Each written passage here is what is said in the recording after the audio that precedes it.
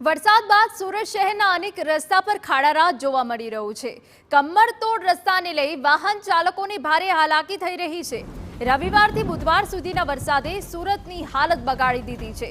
ઉધના દરવાજા પાસે વારંવાર સમારકામ બાદ પણ રોડ તૂટી ગયો। આ તરફ રોડના ધોવાણ મુદ્દે સ્ટેન્ડિંગ ચેરમેન રાજન પટેલે પણ નિવેદન આપ્યું। 2 કલાકમાં 4 ઇંચથી વધુ વરસાદ થતા રસ્તા તૂટવા શક્ય। ડામર અને પાણીને વેર વરસાદમાં વાહનો ફરે, રસ્તા તૂટે। નવા રસ્તા ડીએલપી પીરિયડમાં આવતા હોવાથી કોન્ટ્રાક્ટરે રિપેર કરવા પડે। જ્યાં પાણી ઓસર્યા ત્યાં રસ્તાનું સમારકામ ચાલુ થયું છે। જે બ્રિજ પરથી પાણી પડ્યા તેના પરથી પાણી નિકાલનું ટેન્ડર પણ મંજૂર થયું હોવાની વાત કહી છે।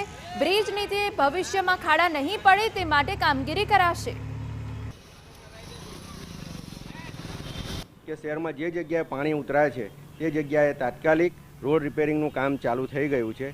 તે ઉપરાંત હાલમાં જ આપણે જે જગ્યાએ બ્રિજ પરથી પાણી પડતા હતા તો તે બ્રિજમાં પણ આપણે પાણીનો યોગ્ય નિકાલ થઈ શકે તે માટેનું ટેન્ડર પણ મંજૂર કરી દીધું છે। એટલે ભવિષ્યમાં બ્રિજ નીચે જે ખાડા પડે છે કે ભાઈ 2 કલાકમાં જ જ્યારે 4 થી 4.5 ઇંચ વરસાદ પડ્યો હોય ત્યારે આ રસ્તા તૂટવા શક્ય છે અને ટ્રાફિક પણ એટલો જ રહેતા આ રસ્તા હાલ તૂટી ગયા છે।